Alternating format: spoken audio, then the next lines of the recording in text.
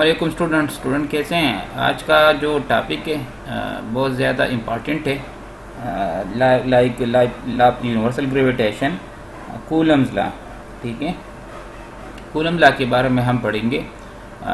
इसकी जो स्टेटमेंट है मैथमेटिकल फॉर्म में, साथ में permittivity, relative permittivity, dimension of the permittivity, और साथ में vector form of the Coulomb's law.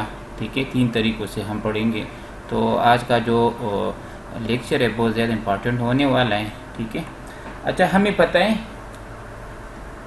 Matter जो है ना 2 तरह की फोर्स अप्लाई करता है, एक मास की वजह से और दूसरी चार्ज की वजह से।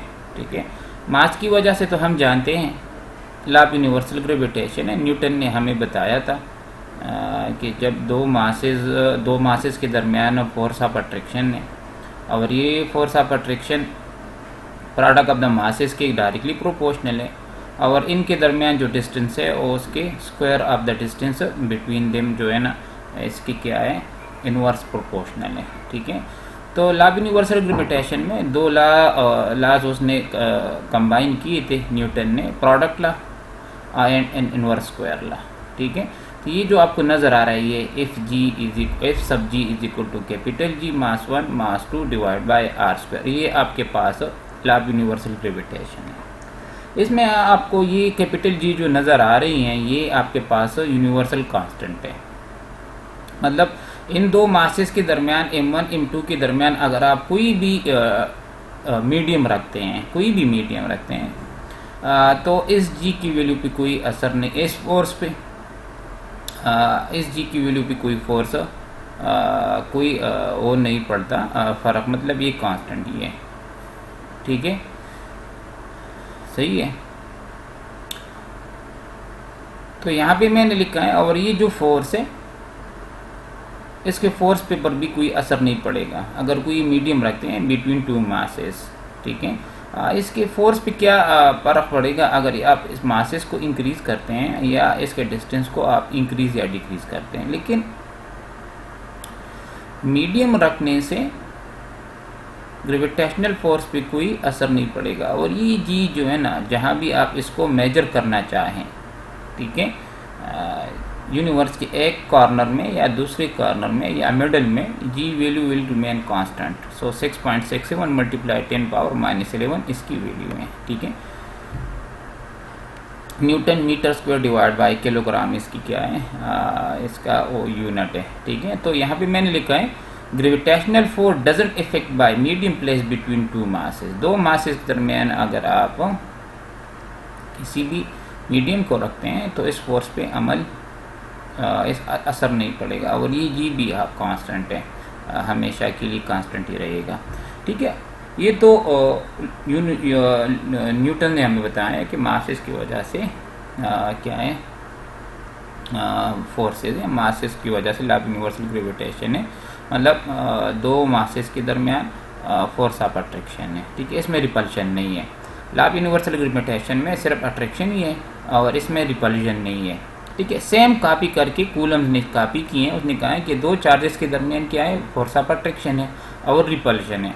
तो इस लॉ में कूलम्स लॉ जो है ना, चार्ज की वजह से इसमें अट्रैक्शन और रिपल्शन दोनों है। ठीक है, तो कूलम ने इसको भी कॉपी किया है। देखिए, यहाँ भी प्रोडक्ट लॉ है, इनवर्स स्क्वायर लॉ है, यहाँ भी क्या है, 2 चार्जेस को उसने मल्टीप्लाई किया, प्रोडक्ट लॉ है और इनवर्स स्क्वायर लॉ है, मतलब ये same copy of the Newton's law है। ठीक है, लेकिन ये मासेस के लिए है और ये चार्जेस के लिए हैं। ठीक है, यहाँ पे अट्रैक्शन और रिपल्शन दोनों है, यहाँ पे सिर्फ अट्रैक्शन है। यहाँ पे जी कांस्टेंट है और फोर्स क्या है, फोर्स पे कोई असर नहीं पड़ता मीडियम रखने से, लेकिन यहाँ पे चार्जेस के दरमियान अगर आप मीडियम रखते हैं तो इस फोर्स ऑफ अट्रैक्शन रिपल्शन पे असर पड़ता है।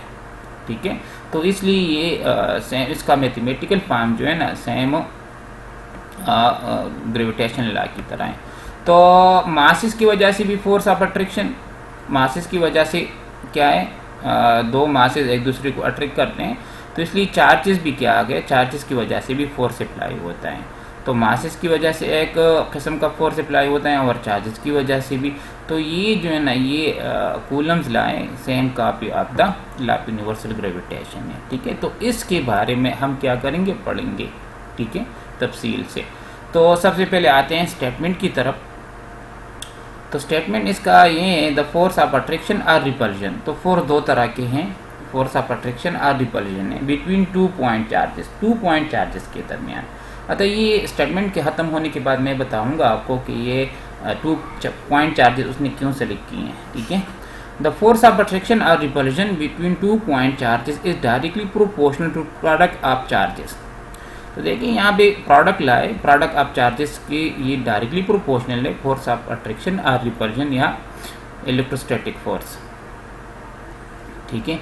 और इसके बाद an inversely proportional to square of the distance between the line joining of 2 charges. Line joining of the 2 charges, जो इसके दरमियान डिस्टेंस है इसका स्क्वायर के क्या है, इनवर्सली प्रोपोर्शनल है, ये फोर्स ऑफ अट्रैक्शन और रिपल्जन, ठीक है। लाइन ऑफ जॉइनिंग का क्या मतलब है, इसका मतलब ये है कि ये कूलम ने बता दिया कि फोर्स हमेशा है जिस लाइन पे या जिस जो फील्ड इमिट होती हैं, इस फील्ड पे 2 चार्जेस लाइन पे आ गए फील्ड पे, तो उस लाइन पे फोर्स अप्लाई होगी, फोर्स अप्लाई होगा। देखिए यहाँ पे ये देखिए ये Q1 Q2 इस लाइन पे क्या है, जॉइन है, तो इस लाइन पे क्या ये फोर्स अप्लाई होगा, ये हमें कूलम ने बताया था, ठीक है। अच्छा, ये तो हो गया स्टेटमेंट। अब आते हैं मैथमेटिकल। तो प्रोडक्ट ऑफ चार्जेस जो है ना डायरेक्टली प्रोपोर्शनल है, ये जो आपके पास फोर्स ऑफ अट्रैक्शन और रिपल्जन है, या फोर्स ऑफ अट्रैक्शन और repulsion inversely proportional to square of the distance between the line joining of the 2 charges, ठीक है।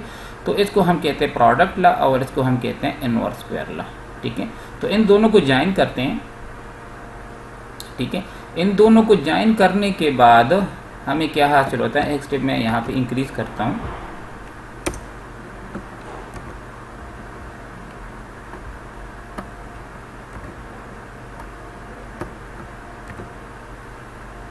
अच्छा, ये स्टेप मैंने यहाँ पे इंक्रीज किया है, यहाँ पे ज़रा देखिए, force is directly proportional product of masses, product of charges and inversely proportional square of the distance between charges. ये तो यहाँ पे मैंने एक स्टेप का इजाफा कर दिया है, ठीक है।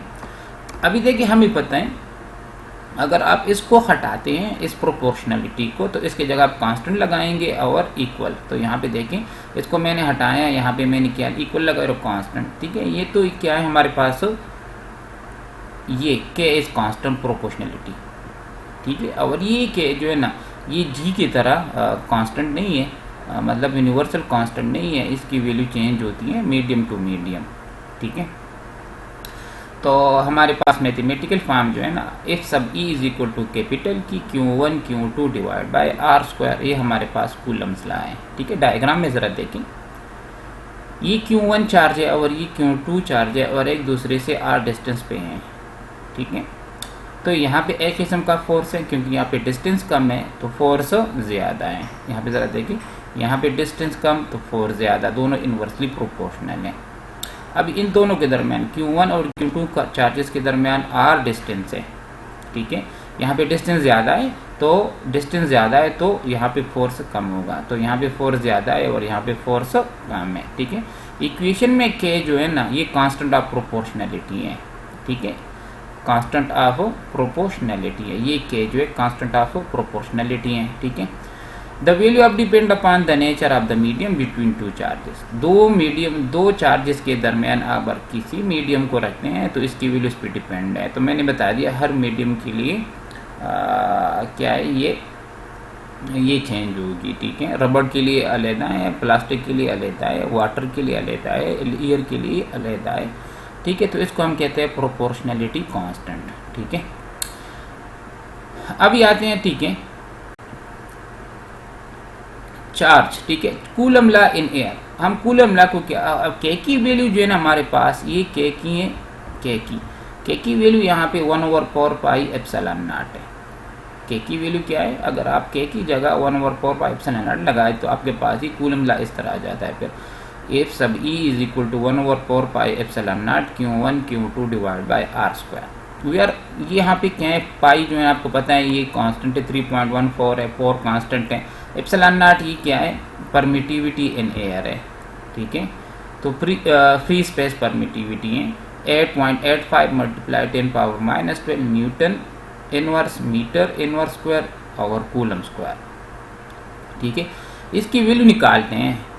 ये जो है इसकी वैल्यू ये है, पाई की वैल्यू 3.14 है और 4 तो 4 है, तो यहाँ पे सारी वैल्यूज पुट कर दें।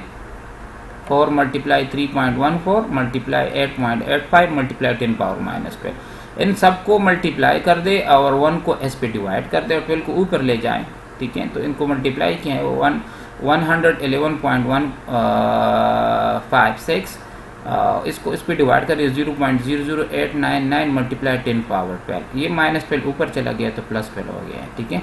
तो अभी देखते हैं डेसिमल को आप डिस्प्लेस करें तो डेसिमल को आप यहाँ से इन दोनों के दरमियान रखते हैं 8.9 के। सो 8.99 मल्टीप्लाई 10⁻12 -3, अगर राइट साइड को आएंगे तो माइनस लेंगे आप डेसिमल पावर, अगर राइट साइड लेफ्ट साइड को जाएंगे तो पावर पॉजिटिव लेंगे। सो 8.99 मल्टीप्लाई 10⁻12 -3, सो 8.99 मल्टीप्लाई 10⁻9 है, ये आ गया है, ठीक है। अभी इसको राउंड अप कर दे, 9 इज ग्रेटर देन 5, तो इसके साथ 1 ऐड करते 0, ठीक sir. So 8.900 multiply 10⁻9 newton metre square divide by coulomb square is the value of K. तो ये के की वैल्यू है।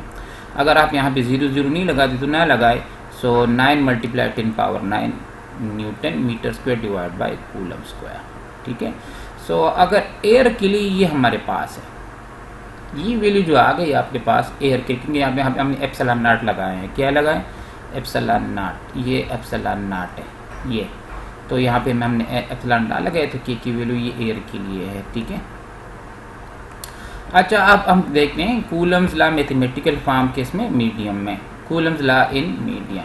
तो यहाँ पे आप क्या करेंगे, एप्सिलॉन नॉट हटाएंगे और परमिटिविटी ऑफ द मीडियम लगाएंगे। सो ये एप्सिलॉन एम जो है ना यहाँ पे परमिटिविटी ऑफ द मीडियम है। So if E is equal to 1/4 pi epsilon M Q1 Q2 divide by R square, where E epsilon M is the permittivity of the medium, ये medium की permittivity है, ठीक है। अभी देखते हैं permittivity क्या है। जब हम दो चार्जेस के दरमियान किसी भी मीडियम रखते हैं तो मीडियम की वजह से फोर्स क्या हो जाता है, डिक्रीज हो जाता है, तो हम इसको कहते हैं परमिटिविटी। देखिए यहाँ पे ग्लास रखा है, यहाँ पे रबर रखा है, ठीक है। तो इस ग्लास की वजह से और रबर की वजह से ये फोर्स ऑफ अट्रैक्शन और रिपल्शन डिक्रीज होता है, ठीक है। तो इसलिए हम इसको हम क्या कहेंगे, permittivity of the glass and permittivity of the rubber. तो यहाँ पे मैंने क्या लिखा है, permittivity is the characteristic of a material medium. तो ये मटेरियल मीडियम की कैरेक्टरिस्टिक है, ये मटेरियल मीडियम और ये material medium which can decrease the effect of force, जिसकी वजह से आप क्या फोर्स का जो इफेक्ट है वो डिक्रीज होता है, ठीक है। यहाँ पे ज़रा देखिए, मैं यहाँ पे एक्सप्लेन करना चाहता हूँ परमिटिविटी को। यहाँ पे ये चार्ज Q1 है और यहाँ पे चार्ज ये Q2 है, इनके दरमियान ग्लास रखे हैं। Q1 जो है ना Q2 को अट्रैक्ट करना चाहता है, ठीक है। तो यहाँ से क्या करता है, ये 100 लाइंस भेजता है इसको अट्रैक्शन के लिए, ठीक है।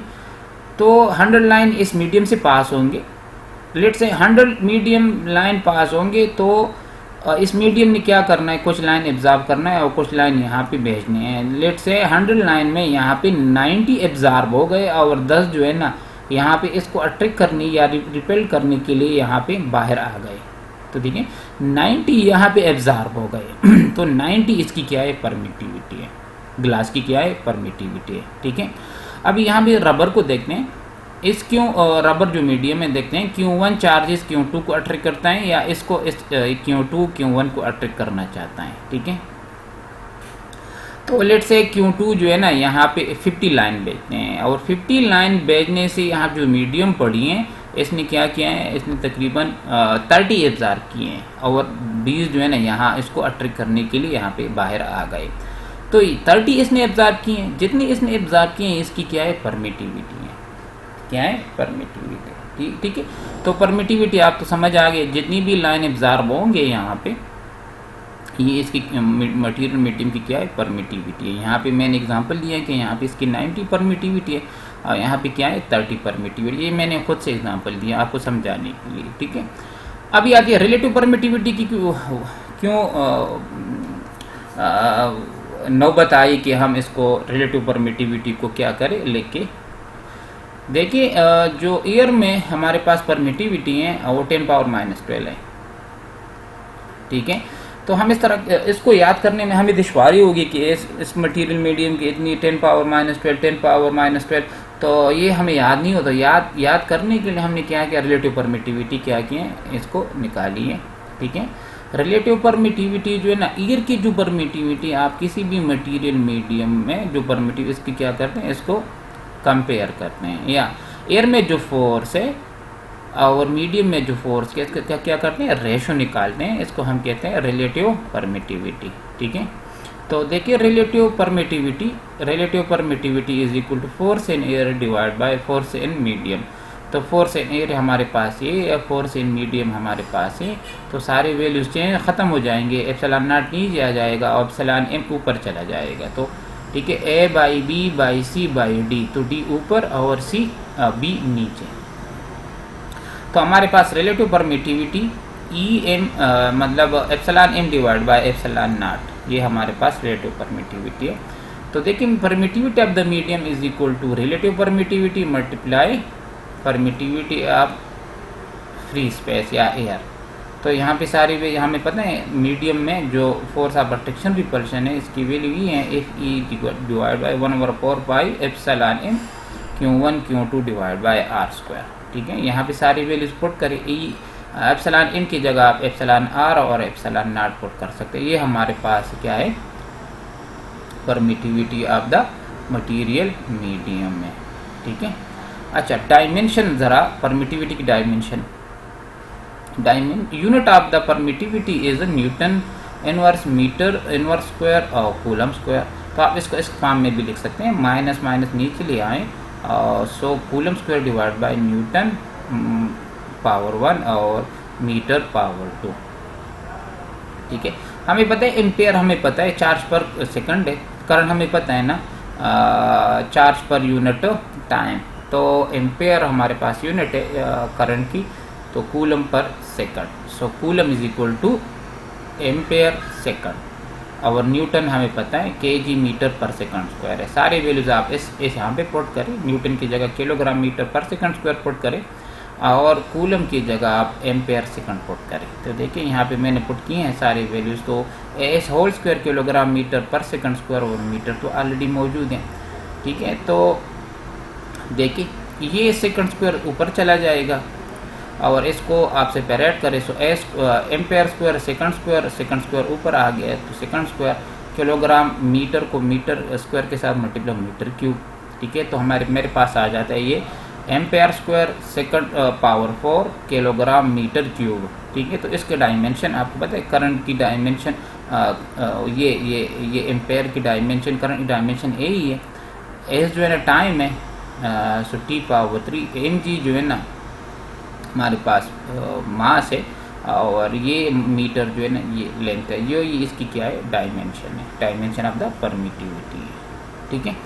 अभी हम क्या बताते हैं, Coulomb's law tells about force magnitude and direction. तो कूलम लॉ हमें फोर्स, हमें पता है ना फोर्स जो है ना वेक्टर क्वांटिटी है, तो मैग्नीट्यूड और डायरेक्शन होने चाहिए, ठीक है। तो पहले जो ये आपको जो नज़र आ रहा है ये मैग्नीट्यूड फॉर्म में, अभी हमने क्या करना है, डायरेक्शन निकालना है। तो किस तरह हम डायरेक्शन निकालेंगे, ठीक है। तो देखिए डायरेक्शन के लिए vector form of Coulomb's law हम लेते हैं, यहाँ पे आर की डायरेक्शन सबसे पहले निकालते हैं, फिर बाद में फोर्स की डायरेक्शन। तो ये फार्मूला हमेशा आप याद रखिए, आर सब टूवर्ड्स फ्रॉम, ठीक है।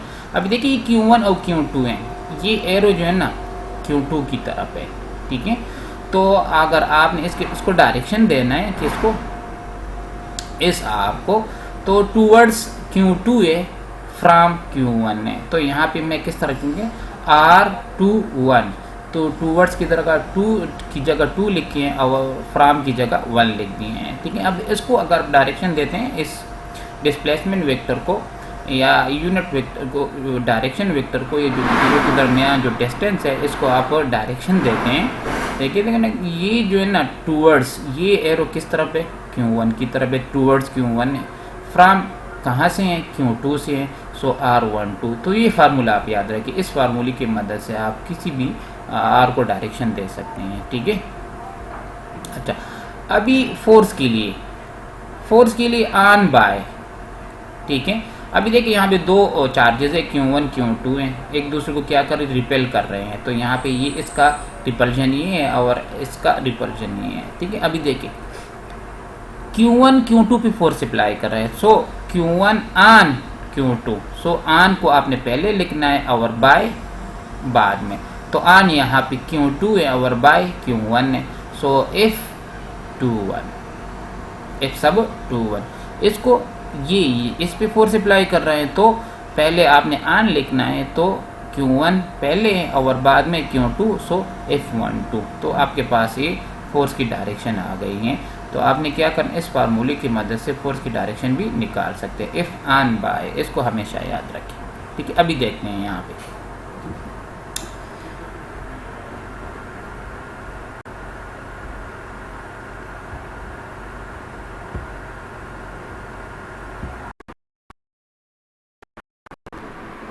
अच्छा, ये जो if on by force due to charge 1 on charge 2, तो हम इस तरह वेक्टर फॉर्म में इसको इस तरह लिखेंगे, इफ सब 21 is equal to k Q1 Q2 divide by R square, R unit vector 21 सब 21, मतलब सब 21 आपको पता है ना, ये डायरेक्शन यूनिट वेक्टर की डायरेक्शन इसमें इस तरफ है, तो फोर्स भी इस तरफ लेकर लग रहे हैं और आर की डायरेक्शन भी है। तो आपने इन दोनों को क्या करना है, सेम डायरेक्शन में लेना है, ठीक है। सो F21 के लिए आपके पास जो डायरेक्शन वेक्टर है, यूनिट वेक्टर है, वो आपके पास R21 है। तो यहाँ पे ये और एस पे जो फोर्स लग रहा है इसकी वजह से, Q2 की वजह से एस पे जो फोर्स लग रहा है वो आपके पास F12 है, ठीक है।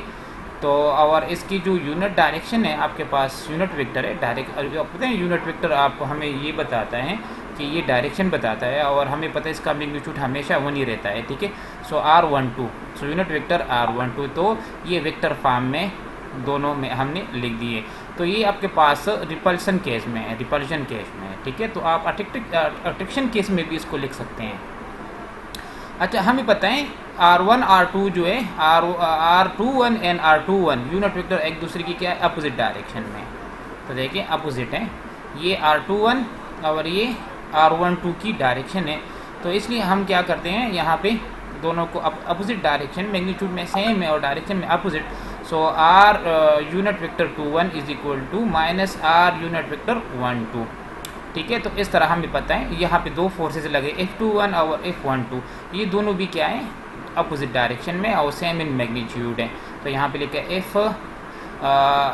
F21 vector is equal to minus F12 vector. तो मैं एक्शन एंड रिएक्शन यहाँ पे हैं, अपोजिट एंड डायरेक्शन, मतलब यहाँ पे न्यूटन थर्ड लाए, ठीक है।